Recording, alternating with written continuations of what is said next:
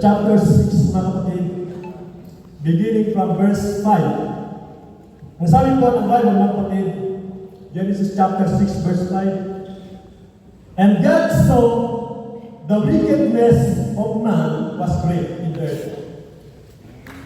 and that every imagination of thoughts of his heart was only evil continually. And it repented the Lord that he had made on the earth, man on the earth, and it grieved him at his heart. And the Lord said, I will destroy man whom I have created from the face of the earth, both man and beast, and the creeping thing and the fowls of the air, for it repented me that I have made them. Verse 8, but Noah found grace in the eyes of the Lord. These are the generations of Noah. Noah was a just man and perfect in his generation, and Noah walked with God. So 8 verse 1, mga kapatid, chapter 8 verse 1, sabi po rito, and God remembered Noah and everything and all the cattle that was with him in the ark, and God made a wind to pass over the earth, and the waters assuaged. Tayo po ay manalangin. Hindi natin ang ating pong presbyter sa section, mga kapatid, ang ating pong Pastor Robert Amante. Siya pong manalangin para sa magbabasbas sa salita ng ating pong Panginoon. Pastor? Let us pray. Dakilang Diyos, we have read your word, and thank you so much, Lord, in advance for the revelation and for the words that you have spoken up already coming from the scripture. And Lord, thank you for touching our heart in the past few hours, Lord. Last night, thank you for thy word. Thank you for thy word yesterday, Lord, sa mga narinig namin, Panginoon. And you have been strengthened us, our faith. You have been strengthened our spiritual life. Thank you so much, oh God, for strengthening every man here, Lord, in this Section 1 conference ng mga tatay. At alam namin, Panginoon, palalakasin mo pa kami.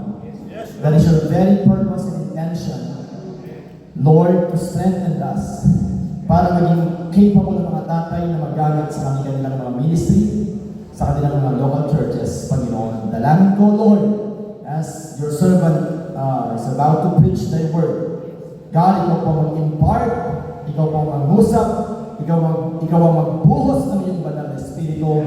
And Lord, we know that every time you pour out your Spirit, there's always breakthrough that happens in the life of your people.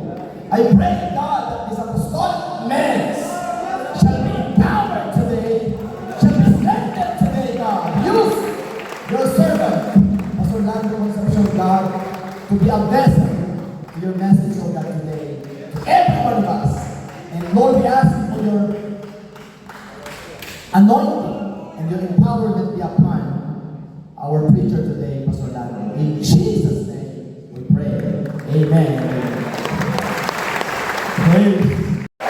Okay, kamaya po yung grupo, kapatid, kamaya po yung kapatid, yung katabi. Sabi mo yung the righteous father who live in unrighteous time. Amen. Lahat ng bagay, mga kapatid, na narinig natin na binasa sa Biblia, it is very common sa ating kalagitnaan. Amen? Naririnig na natin yan paulit-ulit. Kung paano nangyari sa panahon ni Noah. Kung paano yung kasamaan ng sanlibutan ay dumating. Si Noah ay si tatay, kagaya natin. Na kung saan ay nakaranas ng marami pong dilubyo. But ang sabi ng Bible, and the Lord said, I will destroy whom I created. At nangyari nga ang mga bagay ngayon, mga kapatid. Pero ang sabi ng verse 8, but God and God remembered Noah. Noah found grace the Lord. Bakit? Because He has paid from these last days. He is the righteous man of God. And righteous man always attract favor from God. Naniniwala po ba tayo mga kapatid? Ikitiningin niya, no, ang kanyang mata, nakita niya yung kasamaan, yung corruption na kapatid ay upon the earth. But, nang pangyayari niya, sinabi ng Diyos ginawa, ang wakas ng lahat nito ay dumating sa harapan. Amen? Kaya nga, may utos ang Diyos gumawa ng sasakyang kahoy na gopher at ginawa nito ang lahat ng bagay. Sabi ng Biblia, mga kapatid, kung mababasa niya ang chapter 6, mga kapatid, at sinabi ng Biblia, mga kapatid, na kung saan ay wawasak na, magpapadagsa siya ng isang bahasang tubig, si babaw ng lupa. Bakit? Upang limpulin, hallelujah, sa silong ng langit ang lahat ng laman ng may higa ng buhay. Ang lahat ng nasa lupa ay mamamatay. Amen? Pero sabi ko ng Biblia, datapon magtitibayin ko ang aking iman sa iyo. At ikaw ay lululan sa sasakyan. Ikaw at ang iyong mga anak na lalaki, at ang iyong mga asawa, at ang iyong mga asawa, at ang mga asawa ng iyong mga anak na kasama mo. At marami pa mga kapatid, lahat ng mga bubuhay sa laman, no, maglululan ka sa loob ng sasakyan. Sabi ko ng Biblia, mga ibon, mga ayon sa kanilang uri, mga hayop ayon sa kanilang uri, mga bawat usan ayon sa kanilang uri, bawat dalawa sa bawat uri ay isama mo sa iyo upang maingatan silang buhay. Sabi rin ng Biblia, magbawag ka ng lahat ng pagkain na kinakaya at imbakin mo sa iyo at maging pagkain mo at nila. Sabi ng Biblia, gayon ginawa ni Noah o ni Noe ayon sa lahat ng inuutos sa kanya ng Diyos, ay gayon ang ginawa niya. Sinunod po ni Noah ang lahat ng bagay. Bakit? He believes in prophetic in the midst of pathetic. Yung pathetic word na ito, kapatid, itong bad word nito, itong salutang lumbog, itong panahon na kung saan nakikita natin ang kasiraan, ito yung mundo na kung saan napakadaling magbago, itong mundo na kung saan ay punong-puno na ng social media, ito yung mundo na kung saan napakabilis mag-change.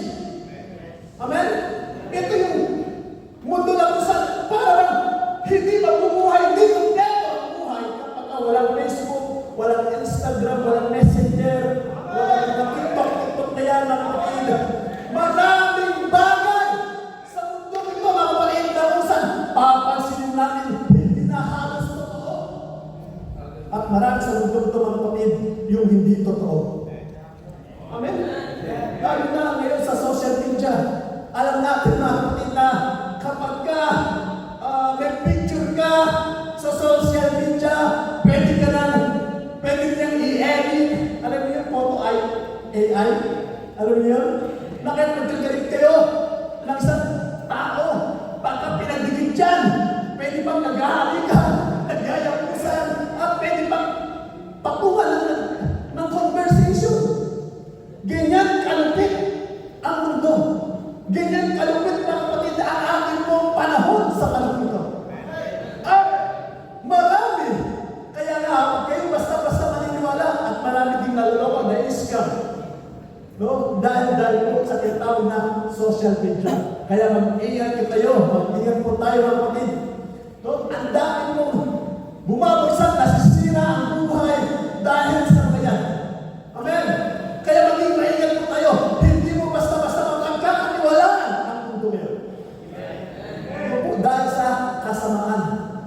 But, ang isa sa pinakamagandang bagay, there are truths that stands forevermore. May katotohanan na hindi magbabago kailanman. Amen? Yes, maraming bagay na hindi totoo sa mundo ito. Bakit pagpatungkol sa kaputihan ng Diyos, pagpatungkol sa pag-ibig ng Diyos, pagpatungkol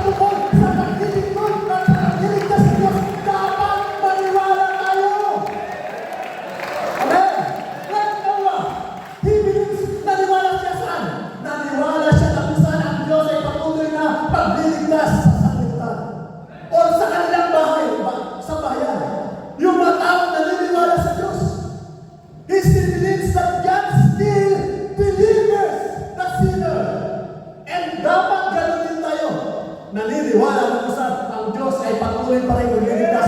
Ang Diyos ay patuloy pa rin nagpapagaling. Ang Diyos ay patuloy pa rin tumatawag. Ang Diyos ay patuloy pa rin nagpapalaya. Ang Diyos ay patuloy pa rin nagkukumpon.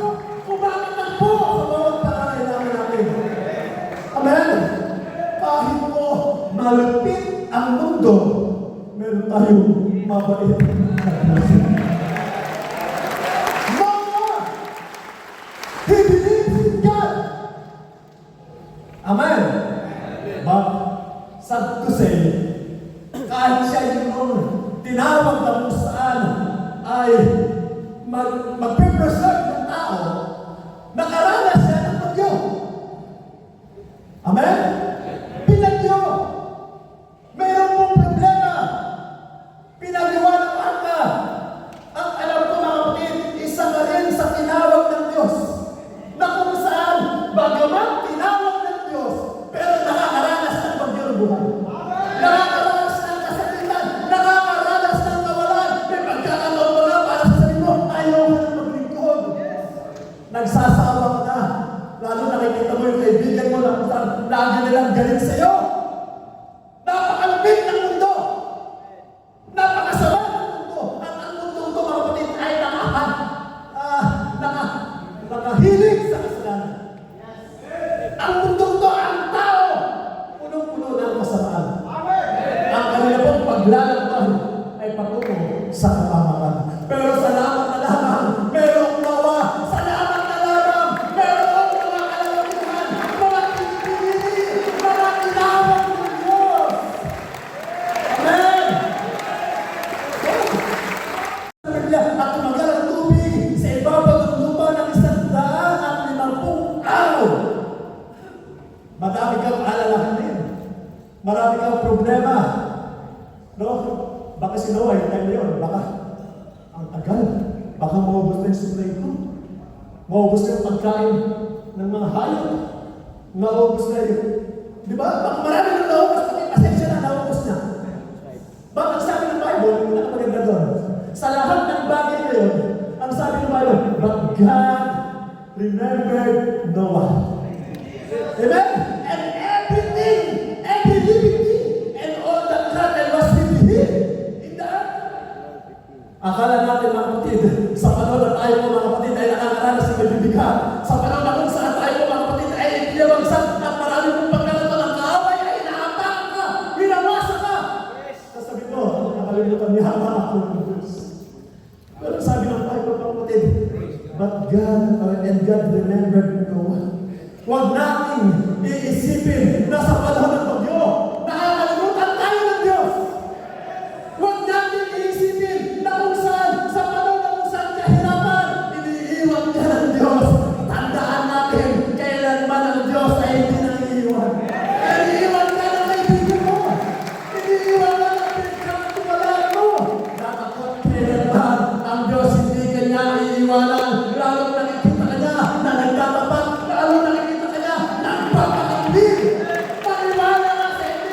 Mayroong gagawin ang Diyos sa Diyos. Amen?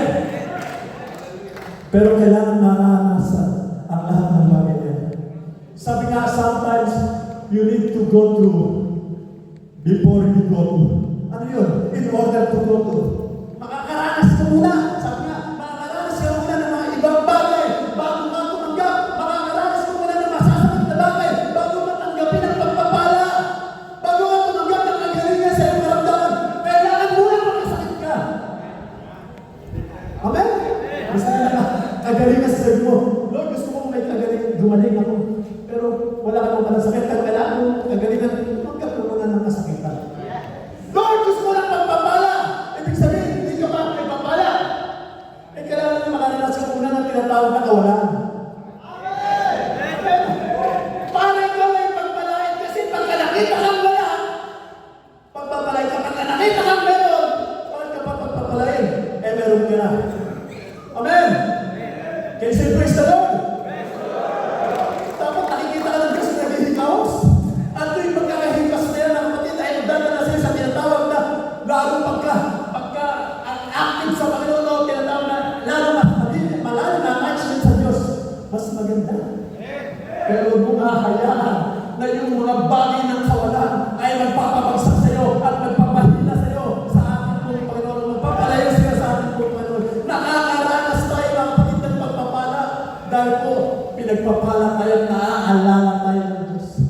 Nakakaranas ka ng bagyo.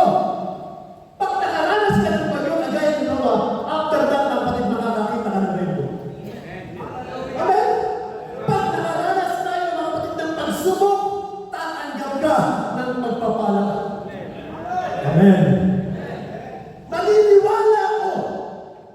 The more na tayo po ay nagtitiwala sa Diyos. The more na tayo po, mga kapatid, ay umaasa sa ating pong Panginoon at marami kang ipinag-pray. The more na ikaw ay nagtitiwala sa Diyos, mga bagay na hindi mo tinanggap noon, tatanggapin mo yan. Kawakan yan. Lord, bakit na? Baka nakalimutan mo na ako. Oh, hindi pa. May eksaktong oras, may eksaktong pagkakataon sa atin ng Panginoon, tatanggap ka sa mga bagay na usap. Alaan sa iyo. May mga bagay na hindi mo tinanggap, tatanggapin mo ngayon. We are start survival, mga kapatid. Amen? Kagaya ni Noah, bagamat yung mundo ito ay napakalupit, sabi ko na, napakabagsik. Di ba? Pero we are survivor. Storm survivor. We are flood survivor. We are earthquake survivor. Flood survivor. Health or sickness survivor. Marami dyan, mamamatay na lang kung ganyan buhay pa. Di ba? Can you say amen? Bakit? Kasi may plano pa ang Diyos. May plano pa ang Diyos sa buhay mo. Kung may plano ang Diyos sa buhay mo, nandyan dito. May plano din ang kaaway sa buhay mo. Huwag kang magugulat, akala mo pa rin blessing. Akala natin pa rin sarap ng buhay. No. Ang paglilingkod sa Diyos ay hindi po para laging ikaw ay nasa kama, bed of process. No?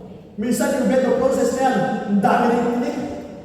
Kung ang plano ng Diyos sa iyo, mga kapatid, ay mabuhay. Kung ang plano ng Diyos sa iyo ay magtagumpay, lalo mo siyang pagpapasalamatan. Kung ang plano ng Diyos sa iyo, mga kapatid, ay magagandang bagay, lalo makita sa atin na tayo po ay nagpapasalamat sa Diyos. Pero kung ang plano ng Diyos sa iyo ay pagsaka, nakulang yan. Kung ang plano ng Diyos ay sirain, ng kaaway, ay sirain ka, patayin ka, natural lang yan. Bakit? Kasi sabi ng Biblia, hindi po marito magnanakaw, kundi upang magnakaw at pumatay at pumuksa. Tama ko ba yun? Kaya nakakaranas ka, halos patayin ka, halos pumasayin ka. Pero sabi ng Biblia, datapat mo, ako'y namarito upang sila ay magkaroon ng buhay at magkaroon ng kasaganaan. Plano ng kaaway ng pag-iwasan ka. Pero plano sa iyo ng Diyos, itataas ka. Plano sa iyo ng ating pong Panginoon na kapatid, na kung saan ay iaangat ka. Amen? No? When the rains stop, you'll be on the top. Diba? Yung arka ng tumigil, nandoon siya sa kataasan. Amen? Nandoon sa bundok, Ararat, diba? Sabi ng Biblia. Pero plano ng kaaway, inubog ka. Plano ng kaaway, umawas ka. Ang plano ng Diyos, itaas ka. Amen? Tatanda natin, samantalang tayo naglilingkod sa Diyos, huwag ka mag-focus doon lamang sa bagyo. Huwag ka mag-focus doon lamang sa tubig. Huwag ka mag-focus doon lamang sa kawalan. Dapat tayo mga tatay, alam ko mga kapatid bilang isang tatay, no, marami pa tayong mararanasan at marami na rin tayong nakatagumpayan. Kung bakit tayo mga kapatid nandito sa estado ng buhay natin ngayon, sapagkat nakaramdam ka na rin na kung saan inaanak ka ng Diyos. Naramdaman mo na dati ang kaaway, pilit kang pinawakan, pilit kang hinawakan. Pero ngayon mga kapatid, dalawang na nagpapakatapat tayo sa buhay. Ang Diyos ay patuloy na nag-aangat sa atin, bibigay sa atin ng kalalasan, binibigyan ka ng magandang buhay. Amen? Huwag tayo mag-focus sa mga bagyo. Yes, normal yan, dumarating yan. Mag-focus tayo kay Jesus. He is the author and finisher of our faith. Sa Kanya, may pagtatagumpay. Amen! Sa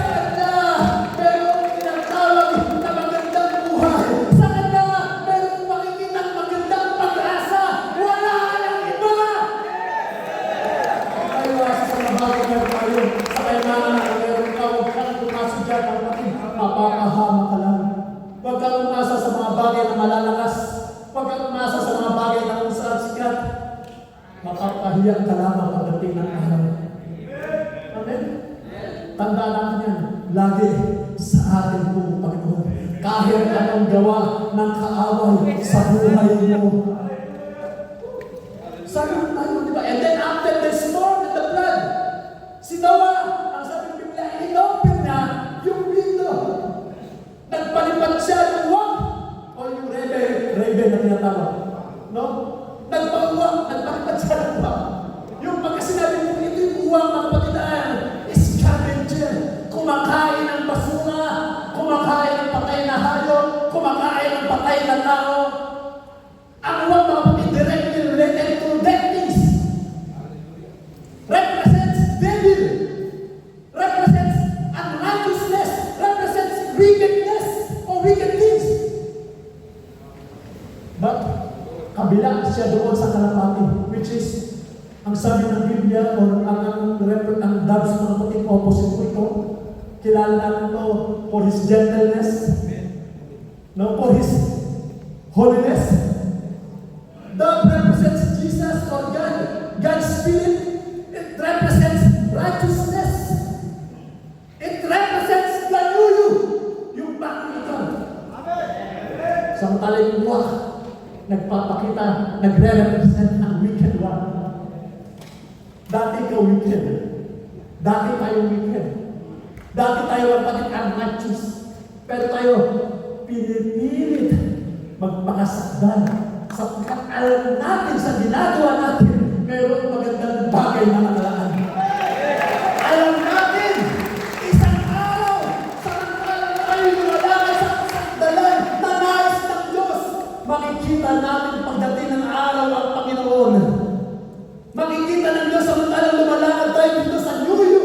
Sa bilang ikaw na bago. Sa bilang ako na bago. Mga kapatid, sa bilang nagpapakatapat sa ating pong Panginoon. Makukuha natin yung katagumpayan. But, always remember, some people walks after unrighteousness. Tandaan mo, kung sila man ay lumalakad hindi sa kabanalan, hindi na ikaw yan. Hayaan mo sila. Kung may magagawa tayo na hilahin natin patungo sa ating pong paglakad, isabay natin patungo sa ating pong lakad, kung saan natin ang ating pong direction sa Panginoon, gawin natin. Ang sabi mo na ito mga kapatid, alam natin, lumalakad sa karumihan. Dumalakad sa mga bagay na kung saan hindi maganda. Pero tandaan mo, hindi na tayo ito. Ang sabi mo lang ito, lumalakad doon sa dead memories, dead relationships, yung world of full of unrighteousness na kapatid, hindi na ikaw to. Sila yung mga uwak, kagaya. Mga uwak. Amen? Hindi na unrighteous season. Yung mga taong tinawag ng Diyos, wala ka na doon sa unrighteous season. Kaya nga mga kapatid, kahalubilo natin mga kapatid, mga taong pinipilit magpakasaktan. Pinipilit maging righteous. Ay! Pinipilit magpakasiwasi yung gawa ng tatay na pinipilit apakan yung gawa ng demonyo. Ang sabi ng Panginoon is full of unrighteousness. Puno-puno ng mga uwak. Amen? Dapat sa last days, mga kapatid, lalo tayo na nakakilala sa ating pong Panginoon, kakakaitaan tayo tinatawag na righteousness. Amen. Nasa season ka na ng righteous season. Ikaw na yung kalapati, that season na dapat, not ungodliness, not unrighteousness, but righteous season sa harapan ng Panginoon. Sa kabila ng righteous word nito, hindi na panahon ba, mga kapatid, panahon na ng mga kalapati, panahon na kung saan mababay ang mga tatay, panahon na kung saan hindi na ng upang, iniwanan na yung kasamahan, yung pagsusugal. Nakatagi nyo ng mga nagiging dahilan ng pagiging preaching, yung iniwan yung mga dating ano. Totoo naman eh. Yun naman talaga tayo. Sana ngayon, hindi na. Di ba? Wala na. yung panahon ng wicked things, magpatid, wala na dapat, hindi na nakikita sa atin yan. Ginagamit na tayo ng ating pong Panginoon. Not wicked season, but righteous season. Not wicked things, but gentle things. Amen? Nahalin tulad ang tao sa uwak at kalapati. No? Yung uwak, masasama. Yung kalapati, malumanay, mababait. At hindi ko nawawala yan sa sanlibutan ko. Ang sanlibutan ko is full of rebel. Amen? Full of wickedness. Ang daming rebel in culture. Rebel in the church, mga kapatid, rebel in surroundings. Rebel, mga kapatid, is about the old you. Ikaw yun doon! Yung lumang ikaw! Pero hindi ka na ngayon. Hindi ka na yun ngayon, mga kapatid. Yung love is about you, mga kapatid. It is the new you. Amen? Kapag ka nakita mo ba yung ubang sa buhay mo? Kapag ka nakita pa natin yung parang ubang, mga kapatid, na nangyayari sa buhay mo, binabalikan mo yung nakaraan mo. Amen? It reminds you of the past. It is negative things, mga kapatid. But the love reminds you, mga kapatid, the love leads you to the future. Sa mga positive things. Ang uwag, mga kapatid, it points to the hell na kung saan patutunguhan mo kung hindi ka tumanggap sa Diyos. But yung love sa mga kapatid, it points to the heaven, mga kapatid, na paroroonan natin. Rebel leads to perpetuate fear. But doves ignites your faith, mga kapatid. Ang rebel, sasabihin ka, masama ka naman. Marumi ka naman. You are a victim. Sasabihin siya, tingnan mo, ito yung mga nakaraan mo. Tingnan mo, ito yung mga ginawa mo doon. Amen? Pero yung love, yung kalapati, mga kapatid, says, you are more than conqueror through Christ our Lord. Wala na yung panahon ng uwag sa buhay mo na na. Wala na yan, mga kapatid, purado na yan. Your old season is dead. Amen? Your dead dreams are over. Over and over. Hindi na dapat yan na umaahon. Hindi na dapat yan bumabangon, mga kapatid, na bubuhay. Yes, marami pong naranasan tayong raving season sa ating pong family. Raving season, mga kapatid, na kung saan sa ating things, mga kapatid, ang daming wicked things. Pero dapat sasabihin mo sa iyo, maging sa kapatid mo, sa tabi mo, tapos na ang panahon ng uwag. Tapos na yung panahon ng uwag sa buhay natin.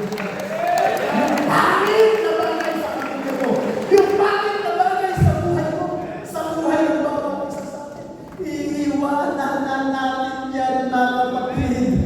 Narinig na tayo na, mga kapatid, yung bagong nilalang. Tayo na yung bagong kamay.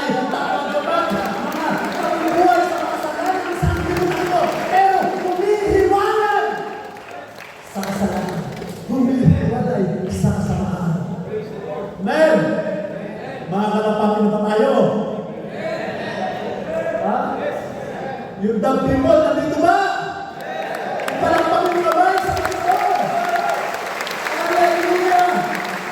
Ang kumasalamin, mga kapatid, yung mga palalangin sa ating mga pastor, kung bakit tayo nandito?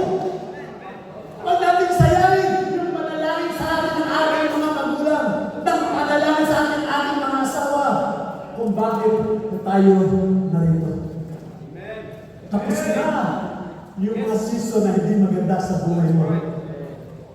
The dove season is alive and well. Amen?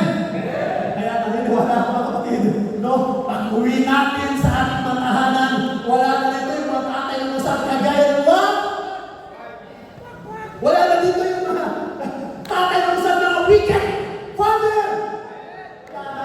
Hindi yun dito, mga kapatid. Hindi yun dito sa United States. Wala yun dito.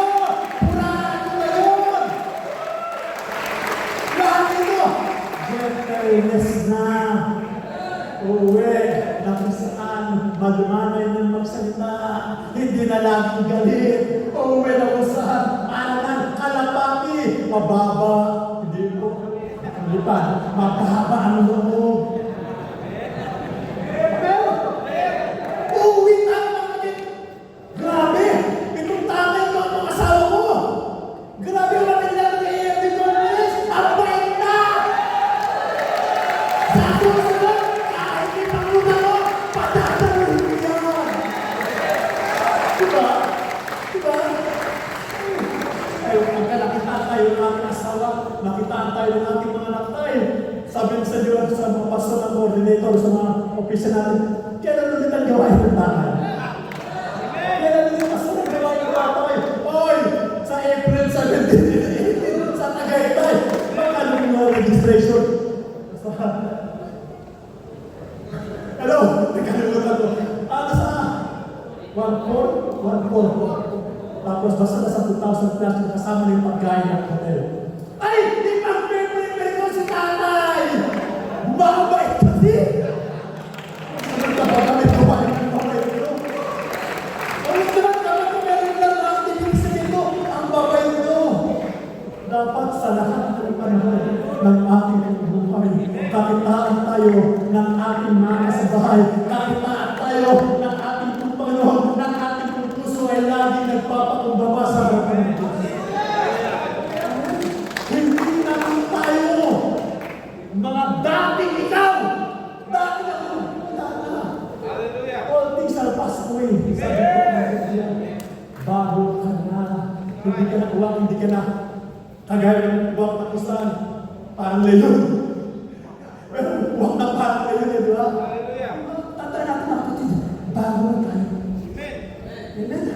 And sabi ng Genesis chapter 8, verse 11, sabi nito, and the dove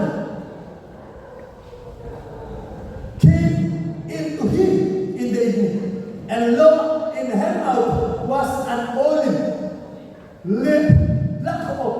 So no one knew that the water was abated from off there. Sabi ko ng Biblia, no, sabi ka kung Tagalog, ang kalapati daw mo ng pinalabas ni Noah. Kasi yung dragon na pinalikuwak na pinalabas ni Noah, hindi na bumalik.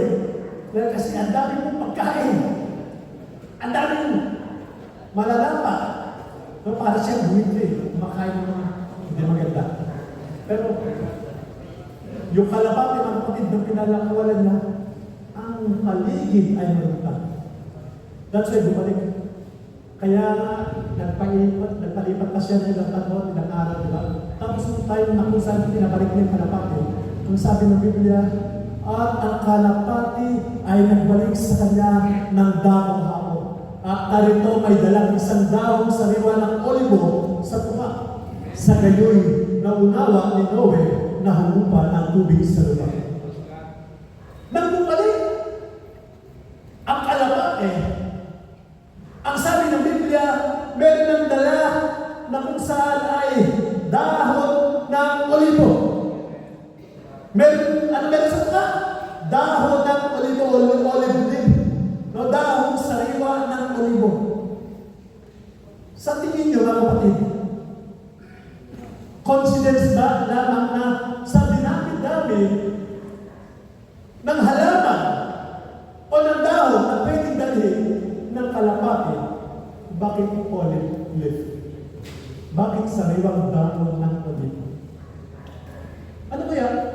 Pwede man dahon ng mangga, dahon ng bayabas, dahon ng nyog, dahon ng kamatis, o kung klaseng halaman ng kapatid. Ang dami, di ba?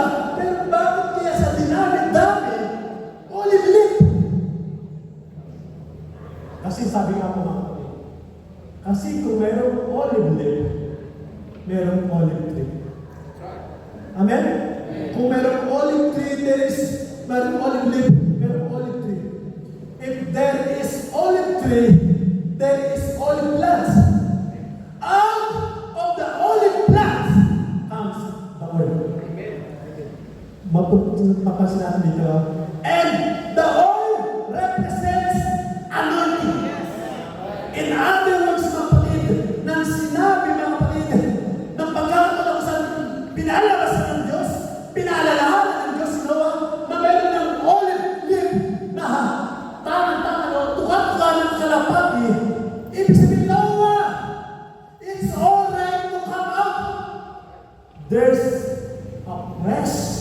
anointing waiting for you. Huwag kang matakot mag-step up until you prove there's anointing na nag-aantay sa atin. Ibig sabihin, mga kapatid, sa kabila ng lahat ng ating bagay na nararanasan sa buhay, sa lahat ng pagsubok nating nararamdaman, kapag ka panahon mo na, kapag ka pagkakataon mo na, may gagamitin ang Diyos. May ibibigay sa iyo ang mga may pagkakataon. It's about time for you.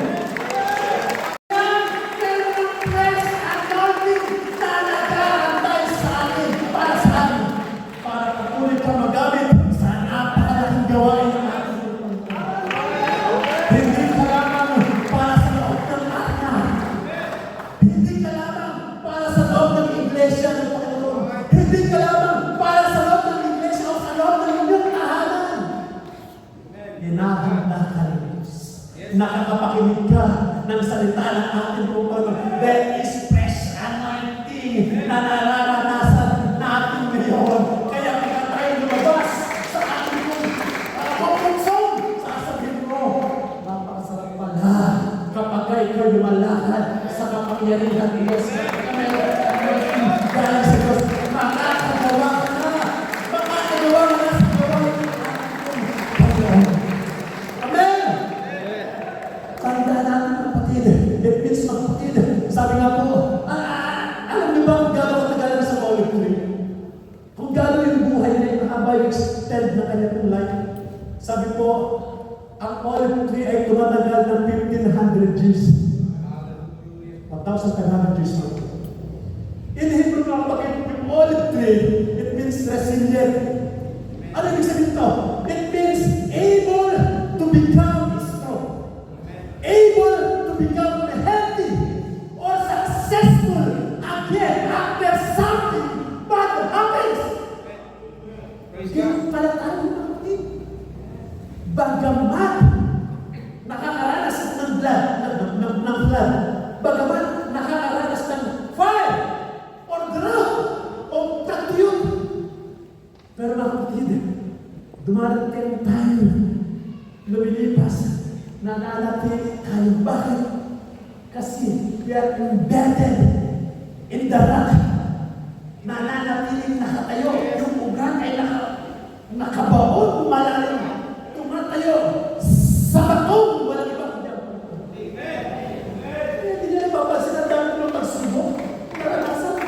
Ang dami ng pag-iyak na nararamdaman. Ang dami ng kawalan. Dami ng baha. Ang dami ng bagyo. Mapansin niya kapatid.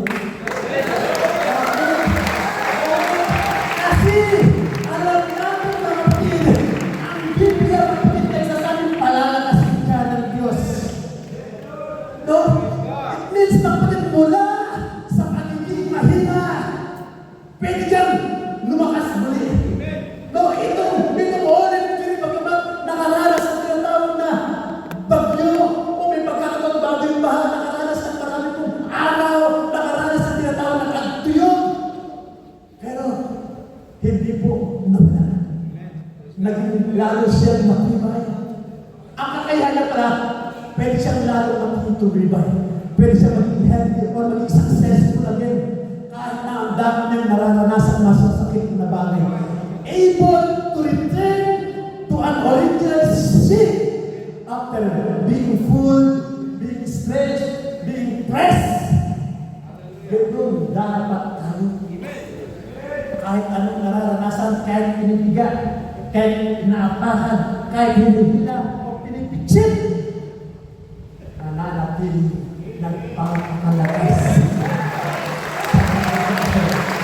Hallelujah! Amen! Kaya, paglabas natin, pag-uwi natin sa ating mga tahanan, hindi po kamatayan ang nakaharap sa atin, kundi blessing mula sa Diyos. Hallelujah! Amen! That's why, kailangan meron tayong pronunciation sa ating sarili ay pronounce na sa